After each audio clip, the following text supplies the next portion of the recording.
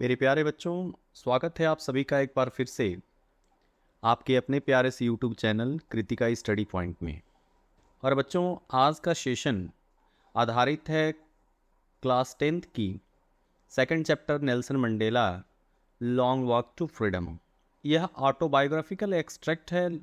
Nelson Mandela जो former president थे, first black president of South Africa थे, उनकी एक ऑटोबायोग्राफी है जिसका नाम है लॉन्ग वॉक टू फ्रीडम।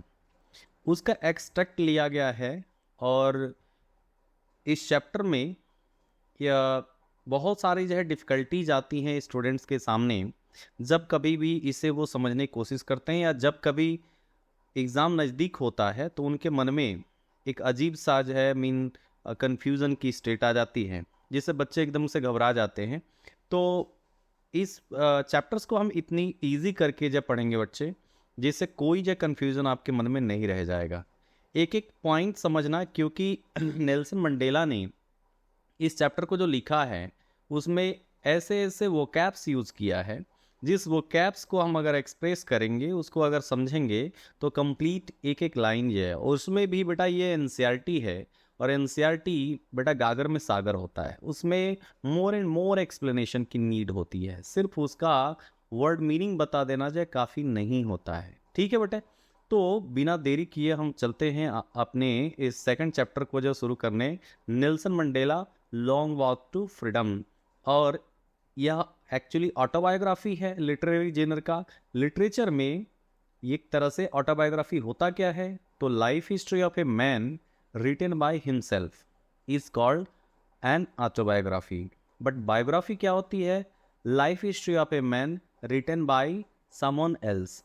जब किसी व्यक्ति की जीवन की जो कहानी है, स्टोरीज है, जब वो किसी दूसरे के द्वारा लिखा जाता है तो वह जीवनी यानी बायोग्राफी कहलाती है, और जब वह खुद लिखता है तो वह आत्मकथा यानी कि ऑटोबायोग्राफी कहलाती है। तो नेल्सन रोली हलाला मंडेला ये उनका पूरा नाम है, लेकिन शॉर्ट में नेल्सन मंडेला कहा जाता है। इसमें हम डिस्कस करने जा रहे हैं, जिस चीज़ को हाईलाइट किया है नेल्सन मंडेला ने, तीन चीज़ को हाईलाइट किया है। एक तो जो रेशियल जो गवर्नमेंट थी, जो डिस्क्रिमिनेशन पे बेस्ड थी, अपार्थीड को। सेकंड था जो कैसे क्या स्ट्रगल रहा, जो ब्लैक पीपल थे उनका क्या सेक्रीफाइसेस रहे, और उसके साथ साथ फ्यूचर के लिए क्या रेजुलेशन है, क्या ऐसी योजनाएं थी, साउथ अफ्रीकन ने क्या किया। ठीक है, इन तीन चीज़ों को जो यह चैप्टर हमारा डील करता है। तो आइए बच्चे शुरू करते हैं, समझते हैं इस चैप्टर को। पहले इस चैप्टर को समझने से पहले उसके विचार समझने पड़ेंगे, थॉट समझना पड़ेगा हमें कि ये किसके बारे में है, ये क्या कहना चाहता है। तो सबसे पहले हमें ये समझना हमें होगा कि अपार्थीड है क्या। अपार्थीड एक ऐसा पॉलिटिकल सिस्टम है जो लोगों के बीच में उनकी जातिगत, उनके रंग के आधार पे, उनके बीच में जो है भेदभाव करता है, लोगों को बांटता है। तो आप यहां से पढ़ सकते हैं कि apartheid is a political system that separates people according to their race. Can you say which of the three countries named below had such a political system until very recently? तो आप क्या बता सकते हैं कि कौन से ऐसे तीन कंट्रीज हैं, तीन कंट्रीज में कौन सा ऐसा कंट्री है जिसमें रिसेंटली तक ऐसा पॉलिटिकल सिस्टम रहा है? तो इसमें ये जो कंट्री है साउथ अफ्रीका है। Actually United states of America भी इससे जूझा है, क्योंकि वहाँ के जो मूल निवासी थे उनको भी अपने अधिकारों के लिए एक लंबी लड़ाई लड़नी पड़ी।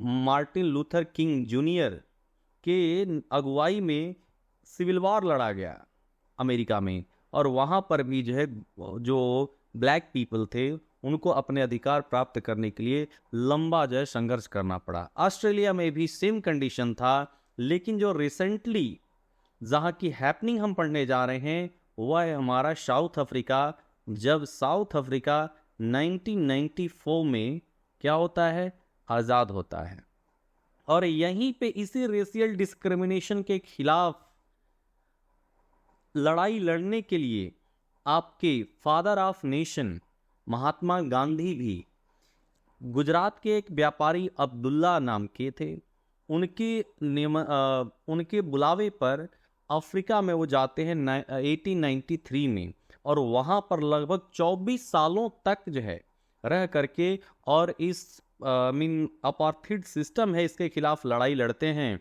और यहाँ तक कि उनको ट्रेन में भी उनको जो है जो जनरल कोच डब्बा था उसमें से भी निकाल करके बाहर कर दिया जाता है, फेंक दिया जाता है बाहर। 1915 में वो इंडिया आते हैं अफ्रीका से लौट करके। ये मतलब जो है कंडीशन, तो इंडिया से जो अफ्रीका का इतिहास है वो बड़ा क्लोजली जुड़ा हुआ है। तो बेटा इतने बहुत डीप में हम नहीं जाएंगे इन सब चीज़ों को के, बस इतना समझिए कि अपार्थीड सिस्टम क्या है, जो लोगों के रंग के आधार पर क्या करता है, डिस्क्रिमिनेशन करता है, भेदभाव करता है। ऐसा अपार्थीड सिस्टम, ऐसा डिस्क्रिमिनेशन बेस्ड गवर्नमेंट थी कहाँ, अंग्रेजों की साउथ अफ्रीका में। एक्चुअली साउथ अफ्रीका भी कॉलोनी था, उपनिवेश था अंग्रेजों का, और इंडिया भी रहा है। लेकिन दोनों में, इंडियन कॉलोनी और वहाँ साउथ अफ्रीकन कॉलोनी, दोनों में अंतर यही था कि इंडिया में सिर्फ और सिर्फ अंग्रेज यहाँ लाभ कमाने के लिए आए थे, लेकिन साउथ अफ्रीका में वह जाकर के वहाँ बस गए।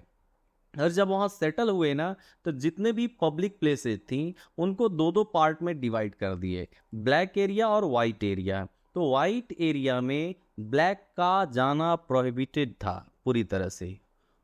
हर पब्लिक प्लेसेस पे जो वाइट्स पीपल के लिए जो चीज़ें रिजर्व थी वो ब्लैक उसमें इंटर नहीं कर सकते थे। तो ऐसा भेदभाव, यानी ईश्वर के बनाए हुए, चाहे गोरे हो, काले हो, ऊंच हो, नीच हो, गरीब हो, अमीर हो, इनके बीच में जो भेदभाव करे तो ये जो है मानवता नहीं कहलाती, ये ह्यूमैनिटी नहीं कहलाती है। तो यही चीज़ जो है इस पर ही आधारित हमारा चैप्टर है। बट बच्चे, आई होप आपको ये बात समझ में आई होगी। जब इतनी चीज़ आपके दिमाग में आएगी ना, तो आगे का चैप्टर पूरी तरह से आपको समझ में आ जाएगा कि नेल्सन मंडेला जो है इसमें बताना क्या चाहते हैं। ठीक है, अफ्रीकन नेशनल कांग्रेस की उनकी पार्टी है, जिसका जो मतलब वो लीडर होते हैं, और इस अपार्थीड सिस्टम से वह लड़ते हैं। ठीक है, और अपार्थीड सिस्टम के खिलाफ लड़ते लड़ते बहुत सारे ऐसे लीडर होते हैं साउथ अफ्रीका की के जो अपने आप को सेक्रीफाइस कर देते हैं साउथ अफ्रीका की आज़ादी के लिए, और तब जाकर के साउथ अफ्रीका जो है आज़ाद होता है। और अफ्रीकन नेशनल कांग्रेस जो पॉलिटिकल पार्टी थी नेल्सन मंडेला की, 252 सीट्स जीतती है आउट ऑफ 400 में से। जिस तरह से इनको मैंडेट मिलता है, जनादेश मिलता है, फुल मेजॉरिटी मिलती है, और तब जाकर के ये अपना गवर्नमेंट बनाते हैं। और गवर्नमेंट बनाने के बाद से बच्चों इनका शपथ ग्रहण समारोह है, लेकिन इस शपथ ग्रहण समारोह को ओथ टेकिंग सेरेमनी नहीं कहा है। इन्होंने अपने इस ऑटोबायोग्राफी में इनॉग्रेशन कहा। इनॉग्रेशन किसको, इनॉग्रेशन का मतलब होता है उद्घाटन समारोह या शुभारंभ। तो एक तरह से उस नई नवीली जो स्टेट, नेशन स्टेट था यानी साउथ अफ्रीका, उसका उद्घाटन था ये। उस नए जो है लोकतांत्रिक राष्ट्र की जो है उस डेमोक्रेटिक नेशन का इनॉग्रेशन था। और उस इनॉग्रेशन सेरेमनी में क्या क्या चीजें थी, कौन कौन सी यादें जुड़ी हुई थी, कौन से ऐसे फीलिंग्स और इमोशन थे, इन सब का विवरण जो है नेल्सन मंडेला ने अपने इस चैप्टर में, इस एक्सट्रैक्ट में दिया हुआ है। ठीक है बच्चे, शुरू करते हैं फर्स्ट लाइन से। क्या, 10 मई डेट है बेटा का, 10 मई का, यानी कि 10 मई का दिन है। डॉन्ड यानी कि सुबह का। ठीक है, ब्राइट एंड क्लियर, कैसा है ये, पूरी तरह से जो है, यानी कि जो 10 मई का जो सुबह हुआ ना, बहुत मतलब अस्पष्ट और जो है चमकीला था। यानी कहीं बादलों का नामो निशान नहीं था। यानी ये बादल का मतलब क्या, अनिश्चितता, यानी कि कोई अनिश्चितता की बात नहीं थी। हर जो है अनिश्चितताओं के बादल छट चुके थे। और 10 मई का जो सुबह हुआ वह बिल्कुल जो है क्लियर था और अस्पष्ट था, अस्पष्ट था और एकदम चमकीला था, उसका सूर्य चमक रहा था। For the past few days, और कहा ना कि पिछले कुछ दिनों से, आई हैड बीन प्लीजेंटली, और बेसिस्ड का मतलब होता है बेटा घिरा होना। ठीक है, बेसिस्ड बाय मतलब जो है यहाँ दिया भी हुआ है, देख लेना कि to be surrounded closely by, यानी कि मैं पिछले कुछ दिनों से घिरा हुआ था। किससे जी, डिग्निटरीज यानी सम्मानित लोगों से, एंड वर्ल्ड लीडर्स, और किससे, विश्व के नेताओं से, हु आर कमिंग, जो क्या कर रहे थे, आ रहे थे, टू पे देयर रेस्पेक्ट्स, क्या करने के लिए, अपने सम्मान को व्यक्त करने के लिए, बिफोर द इनॉग्रेशन, किसके, उस उद्घाटन समारोह, उस शुभारंभ, यानी कि दक्षिण अफ्रीका की इस लोकतांत्रिक सरकार की उद्घाटन से पहले, या इस दक्षिण अफ्रीका राष्ट्र की उद्घाटन से पहले, ये जो विश्व के सम्मानित नेतागण आ रहे थे, विश्व के सम्मानित लोग आ रहे थे, उन सबको मतलब रिसीव करने में मैं क्या हुआ था, चारों तरफ से घिरा हुआ था पिछले कुछ दिनों से, मैं इसी में बिजी था। यह जो है ऑटोबायोग्राफी हमेशा बेटा फर्स्ट पर्सन में लिखी जाती है, और देखना आई ऐसे लिखा हुआ है। आई होप इतना तुम्हें समझ में आया होगा। यानी कि 10 मई की जो सुबह थी बिल्कुल क्लियर थी और ब्राइट थी। पिछले कुछ दिनों से नेल्सन मंडेला जब विश्व के नेताओं और सम्मानित लोगों से उनको रिसीव करने में ही घिरे हुए थे। जो नेतागण और डिग्नेटरी जो सम्मानित लोग थे वह दक्षिण अफ्रीका के इस नए नवेले राष्ट्र के शुभारंभ से पूर्व जो है अपना सम्मान व्यक्त करने के लिए आ रहे थे। आगे चलते हैं।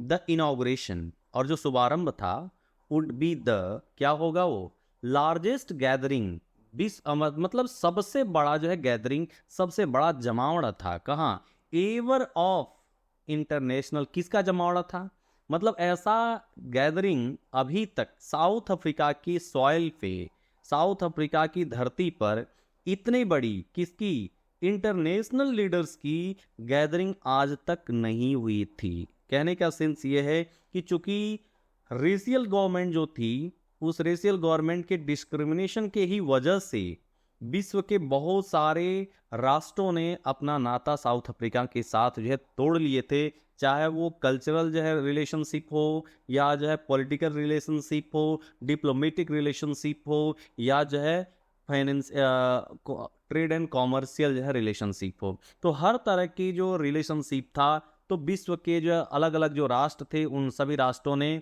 साउथ अफ्रीका के साथ अपने संबंध तोड़ लिए थे।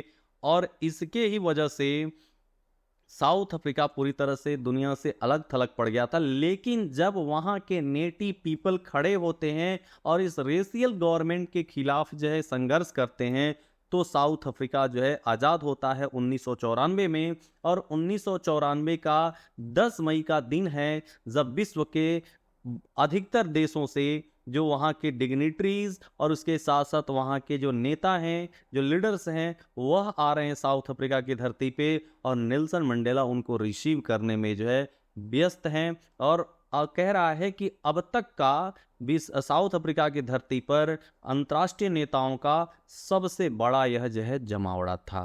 तो बच्चे आई होप इतना समझ में आ गया होगा आपको। शुरू करते हैं सेकंड पार्ट को जो है, सेकंड पैरा को जो है, द सेरेमनीज, और जो सेरेमनीज होना था ना, जो समारोह होने थे, टुक प्लेस, आखिर कहाँ हुआ ये, टुक प्लेस पास्ट इंडेफिनिट में कह रहा है, एक्चुअली ये पहले से हो चुका है ना, ठीक है। तो ये took place in the lovely sandstone amphi theatre. तो ये जो है जो सेरेमनीज हुआ, टुक प्लेस जो हुआ, कहाँ हुआ, इन द लवली, सुंदर सा, सैंडस्टोन यानी कि बलुआ पत्थर की बना हुआ जो एम्पी थिएटर था, रंगमंडल था, जो चारों तरफ से जो है उसका ओपन ए पार्ट जो होता है, उसकी जो छत होती है वह पूरी तरह से खुली हुई होती है। दिया भी है बेटा, देख लेना कि a building without a roof with many rows of seats rising in steps typical of ancient Greece and Rome. जैसे आप देखते हो स्टेडियम में, तो एक्चुअली स्टेडियम में जो है ऊपर जो है रूफ दिया हुआ होता है जहाँ सीट्स लगे होते हैं। लेकिन ये जो एम्पी थिएटर होता है ना, इसमें केवल सीट्स लगे होते हैं, इसका रूफ नहीं होता है। तो उसका एक कह सकते हैं कि रंगमंडल जो है, हिंदी में कहते हैं, बलुआ पत्थर से बना हुआ है सुंदर से एम्पी थिएटर में यह जो सेरेमनीज हुआ, फॉर्म्ड बाय द, और किसका था ये, the union buildings in Pretoria. और ये यूनियन बिल्डिंग का ही पार्ट था प्रिटोरिया में, ये एम्पी थिएटर जहाँ पे ये सेरेमनीज हुए। और यहाँ पे बात करता है कि फॉर डिकेड्स, दशकों तक, डिकेड्स क्या होता है बेटा, time duration of 10 years is known as decade. तो कह रहा है कि दशकों तक दिस हैड बीन, क्या, ये जो यूनियन बिल्डिंग्स थी, सॉरी ये एम्पी थिएटर था, यह हैड बीन रहा था क्या, the seat of white supremacy. White कौन थे, ये अंग्रेज थे, ठीक है बेटा। यानी कि यह बिल्डिंग व्हाइट सुपरमेसी की, सुपरमेसी मीन्स क्या, ये गोरों की जो सर्वोच्चता, उनकी जो सत्ता थी, उनका यह प्रतीक था। यानी कि इस पर जो है उन व्हाइट का रूल था, व्हाइट का पोजीशन था, अधिकार था। यानी कि चूंकि अभी तक इसके पहले उन व्हाइट्स के ही अंडर तो पूरा साउथ अफ्रीका था, तो इसकी यूनियन बिल्डिंग हो या कोई भी बिल्डिंग हो, सब पर जो है सिर्फ और सिर्फ जो है उन व्हाइट का रूल था, व्हाइट का अधिकार था, पोजीशन था। एंड नाउ, और अब, it was the site of, लेकिन अब यह कैसा दृश्य हो गया, अब यह कैसा स्थान हो गया, ऑफ ए रेनबो गैदरिंग। कैसा, रेनबो गैदरिंग था, गैदरिंग हुआ यानी कि लोगों का जो है जमावड़ा हुआ था, लेकिन किस तरह का, केवल व्हाइट्स नहीं थे, उसमें जो है तुम्हारे ब्लैक भी थे, व्हाइट भी थे, और इंडिया के जैसे जो लोग थे उनको कलर्ड कहा जाता था, ना व्हाइट कहा जाता था ना ही जो है ब्लैक कहा जाता था। तो जो इस तरह के लोग थे उनको कलर्ड पीपल कहा जाता था। तो अलग अलग देशों के, अलग अलग जो है रंगों के, अलग अलग जातियों के, पंथों के, मजहबों के लोग जो है वहां पर जो है इकट्ठा हुए थे। तो ये इसलिए उसको कहा कि ये रेनबो गैदरिंग था, किसका, डिफरेंट कलर्स, अलग अलग रंगों का, नेशंस, अलग अलग राष्ट्रों के लोगों का, for the installation of south Africa's first democratic non racial government. और ये मौका कौन सा था, क्योंकि साउथ अफ्रीका में पहली बार जो ये नॉन रेशियल गवर्नमेंट का इंस्टॉलेशन था, जो किस तरह की पहली लोकतांत्रिक तरीके से चुनी हुई, डेमोक्रेटिक तरीके से चुनी हुई, क्या, उस नॉन रेशियल गवर्नमेंट जो भेदभाव न करने वाली, जो सरकार जो भेदभाव पे आधारित नहीं थी, तो नॉन रेशियल गवर्नमेंट की ये इंस्टॉलेशन का, उसकी स्थापना का जो है मौका था, जिस पर ऐसी रेनबो गैदरिंग जो है हुई थी। आराम से सोचना बेटा, एक एक लाइन क्या कहने का सेंस है, और फिर जो है वीडियो को बैक भी लेके जाना, फिर से जो है सोचना कि क्या इसका बताने का मतलब है। फिर जो आगे आते हैं सेकेंड पार्ट पे, थर्ड पैरा शुरू करते हैं। On the lovely autumn day, और एक्चुअली 10 मई का दिन था बेटा, उसको ऑटम डे कहा जाता है। ऑटम डे क्यों कहा जाता है, तो चूंकि आप जानते हो ऑटम मतलब पतझड़ होता है। पतझड़ क्या होता है कि जब पुरानी जो पत्तियां होती हैं वह झड़ जाती हैं और उनके जगह पे नए पत्ते आते हैं। तो नए पत्तों का आना, और यहाँ पर उसके साथ जो है 10 मई को ऑटम डे कहना, ये इस सेंस में है क्योंकि जो पुराना जो पत्ते थे, पुराने पत्ते कौन है, तो रेशियल गवर्नमेंट अपार्थीड सिस्टम है, जो पुरानी सत्ता थी, जो इसमें साउथ अफ्रीका में स्थापित थी। अब उनका जगह कौन ले लिया, नए पत्ते ले लिए। तो नया पत्ता कौन है, तो ये जो न्यू डेमोक्रेटिक गवर्नमेंट है, ये न्यू लीव्स हैं, और इसने क्या कर दिया, उनको रिप्लेस कर दिया पुराने पत्तों को। पुराने पत्ते जो है क्या हो गए, झड़ गए, उनको जो है झाड़ दिया गया, और उनके जगह पे नए पत्तों ने जन्म लिया, यानी कि new non racial and democratic government जो है आई। तो ये उसी को जो है, इसीलिए इस तरह से जो है ऑटम डे। और ऑटम डे क्यों कहा है, क्योंकि यह ट्रांजिशन ऑफ द पावर है, और पावर पहले अपार्थीड था, अब आ गया न्यू डेमोक्रेटिक गवर्नमेंट के हाथ में। तो आई होप ये समझ में आएगा ऑटम डे क्यों कहा जाता है 10 मई को। I was accompanied by my daughter Janani, कहा कि उस ऑटम डे को मैं अपनी बेटी जेनानी के साथ था।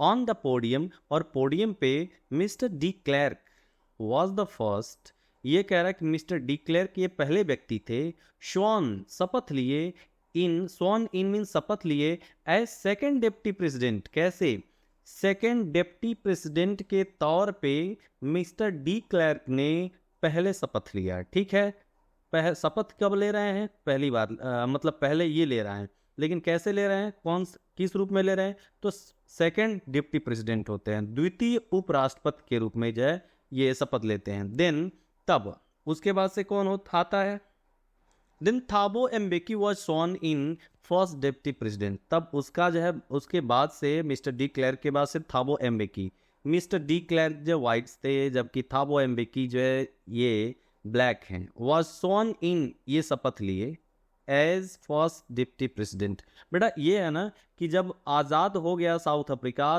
तो काले लोगों का यानी कि जो ब्लैक पीपल थे उनका दरिया दिली इस मामले में देखा जा सकता है और समझा जा सकता है कि उन लोगों ने बदला लेने का नहीं सोचा।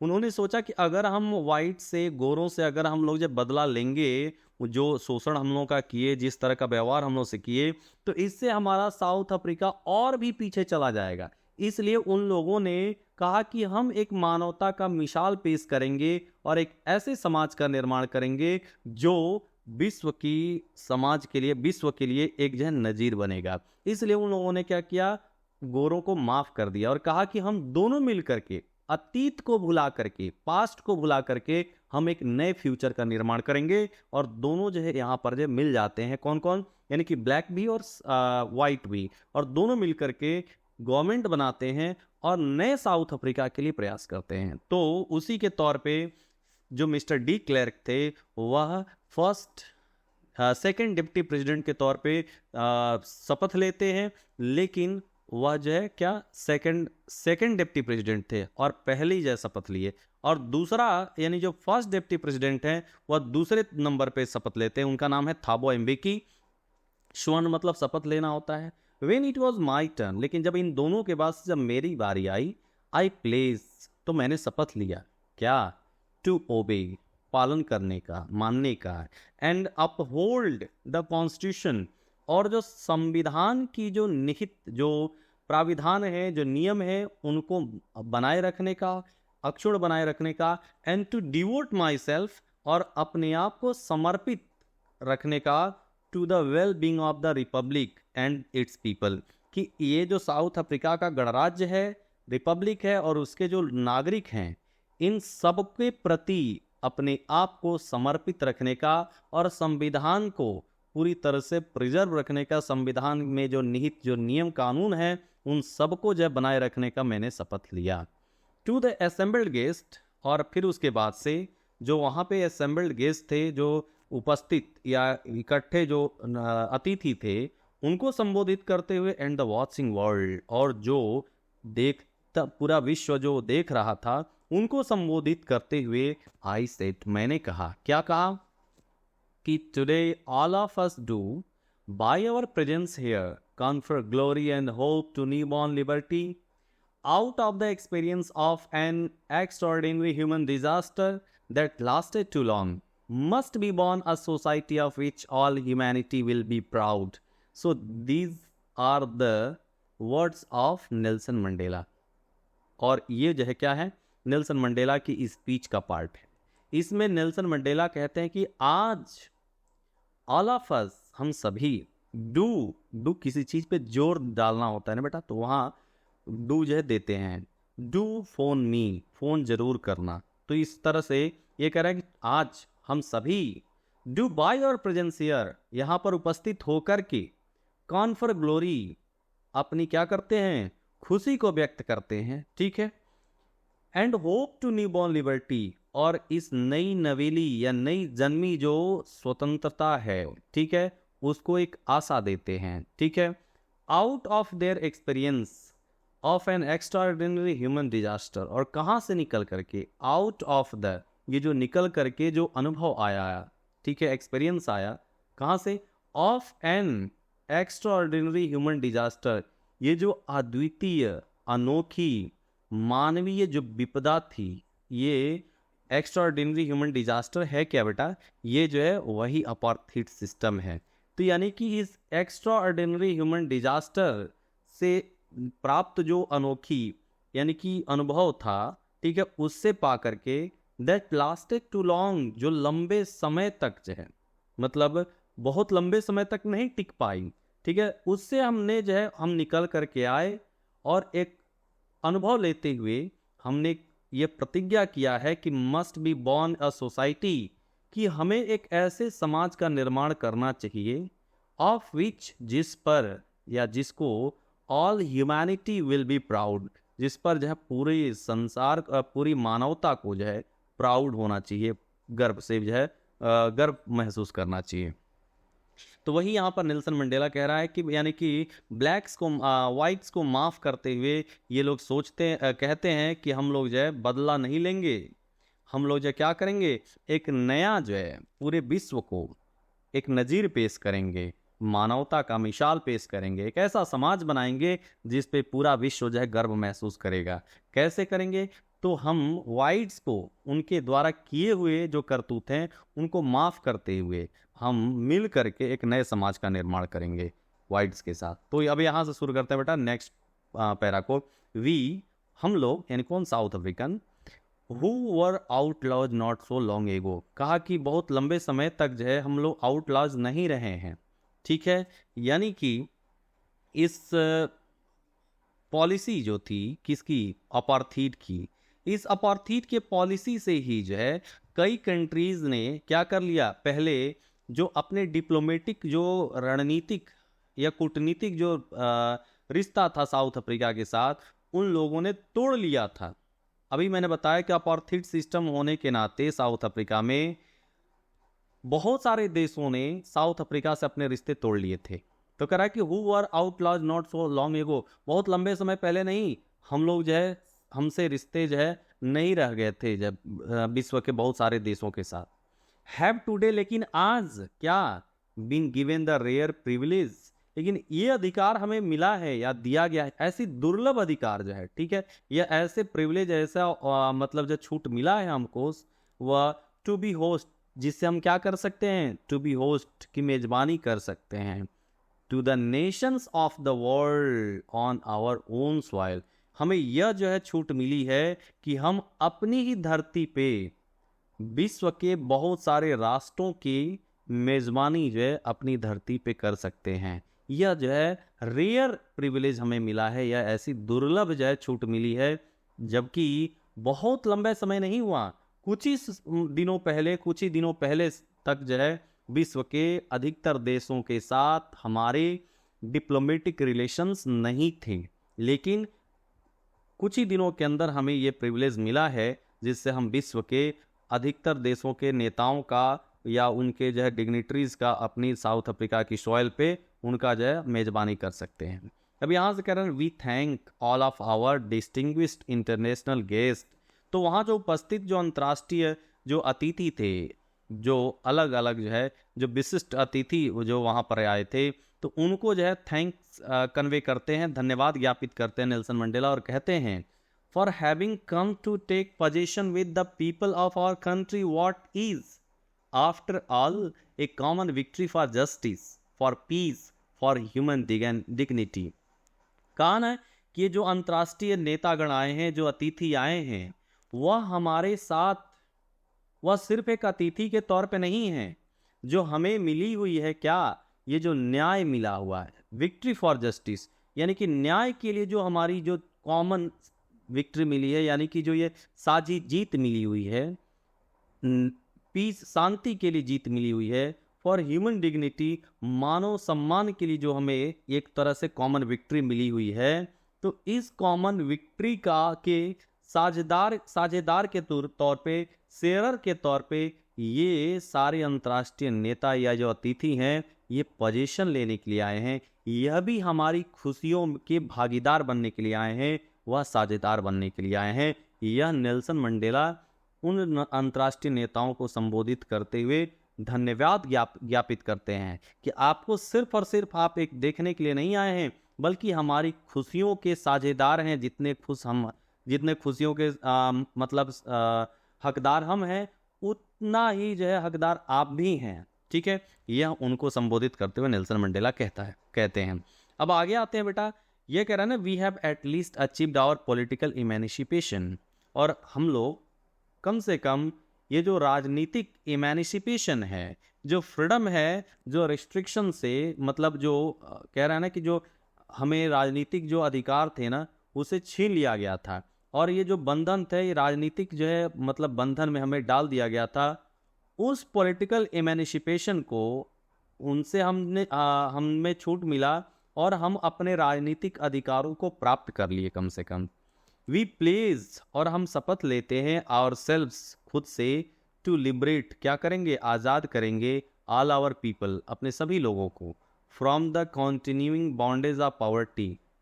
भले ही हम आज़ाद हो गए हैं, लेकिन कुछ ऐसी चीज़ें हैं जो साउथ अफ्रीका अभी भी जूझ रहा है, तो उससे जब मतलब अपने देशवासियों को छुटकारा दिलाने के लिए नेल्सन मंडेला कहते हैं कि हम क्या करते हैं, खुद से शपथ लेते हैं इस बात को लेकर के कि हम अपने देशवासियों को इस जो भूखमरी की, गरीबी की जो दासता है, डिप्रीवेशन, जो वंचित, उनके अधिकारों से वंचित किया जाना था, उससे सफरिंग, उनके कष्टों से, जेंडर, जो लिंग के आधार पर जो भेदभाव थी उन पे, एंड अदर डिस्क्रिमिनेशन, और जो दूसरे आधार पर भी जो भेदभाव था, इन सभी चीजों से मुक्ति दिलाएंगे, इस बात का हम शपथ लेते हैं। यह नेल्सन मंडेला जो है अपनी भाषण में, जो है अपने स्पीच में के दौरान ये बात कहते हैं।